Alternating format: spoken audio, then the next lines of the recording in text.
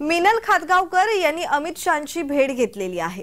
राजकीय चर्चांना आता उधाण आलंय, कारण काँग्रेसचे माजी खासदार भास्करराव पाटील खदगावकर यांच्या सूनबाई या मिनल आहेत।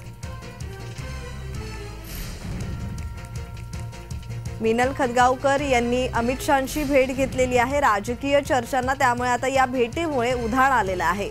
काँग्रेसचे माजी खासदार भास्करराव पाटील खदगावकर यांची सूनबाई म्हणजेच मिनल खदगावकर यांनी अमित शहांची भेट घेतलेली आहे। त्यामुळे राजकीय वर्तुळात एकच चर्चा रंगतेय। या भेटीमागचं कारण अद्यापही अस्पष्ट आहे।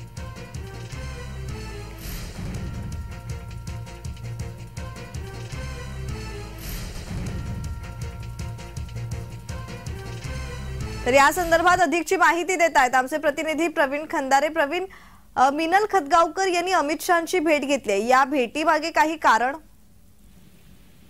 नक्कीच प्रज्ञा, ह्या भेटीमागे कारण नक्कीच असू शकणार आहे।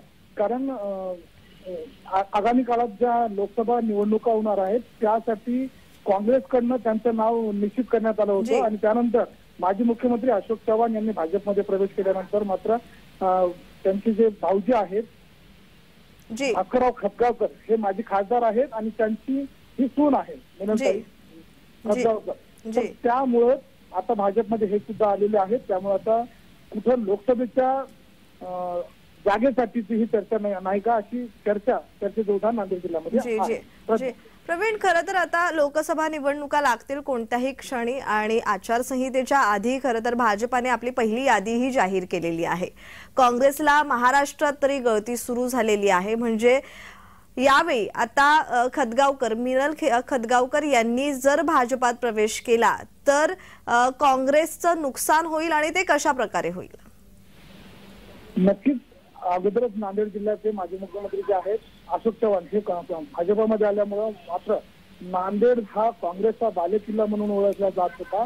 पण आता तो भाजपमध्ये अशोक चव्हाण आल्यामुळे मात्र भाजपची ताकद जी आहे नांदेड जिल्ह्यामध्ये आणि तसंच मराठवाड्यामध्ये सुद्धा वाढल्याचं दिसून येत आहे।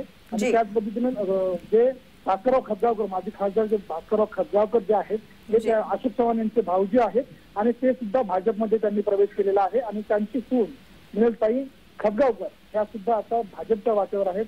एकूणच पाहता या लोकसभेमध्ये आता मिनलताई खदगावकर यांना ही जागा मिळते का हे पाहणं आवश्यक आहे। धन्यवाद प्रवीण, तुम्ही दिलेल्या माहितीसाठी।